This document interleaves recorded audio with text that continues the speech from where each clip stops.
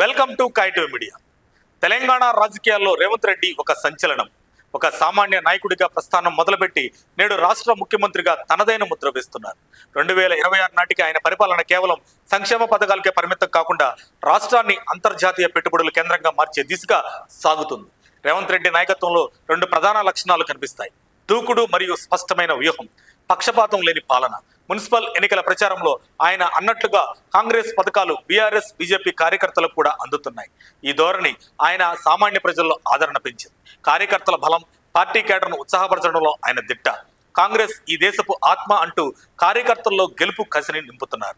2026లో రేవంత్ రెడ్డిని ఒక matured statesmen గా ప్రపంచం చూస్తుంది. హార్వర్డ్ కెనడీ స్కూల్లో ఏఐ పాలసీపై ప్రసంగించేందుకు ఆహ్వానం పొందడం, శాంతను నారాయణ్ వంటి గ్లోబల్ సీఈఓలతో భేటీ అవడం ఆయన విజన్ కు నిదర్శనం.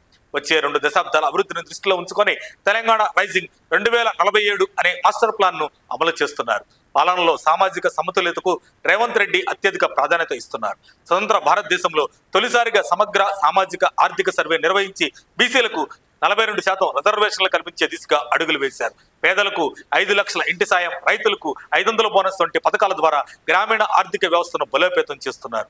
రాజకీయాల్లో రేవంత్ రెడ్డికి విమర్శలు కొత్తేమీ కాదు. తెలంగాణను కాంగ్రెస్ కి ఏటీఎంలా మార్చారని బీఆర్ఎస్ నేత కేటీఆర్ చేస్తున్న ఆరోపణలు ఆయన తనదైన శైలిలో తిప్పికొడుతున్నారు.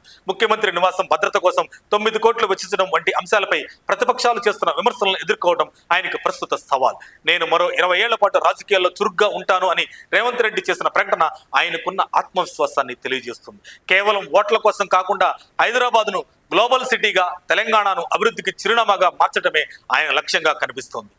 మరిన్ని అప్డేట్స్ కోసం మా కాయ్ టీవీని సబ్స్క్రైబ్ చేసుకోండి. మా వీడియో కనుక మీకు నచ్చినట్లయితే లైక్ చేయండి, షేర్ చేయండి. మీ విలువైన అభిప్రాయాలను కామెంట్ బాక్స్లో తెలియజేయండి.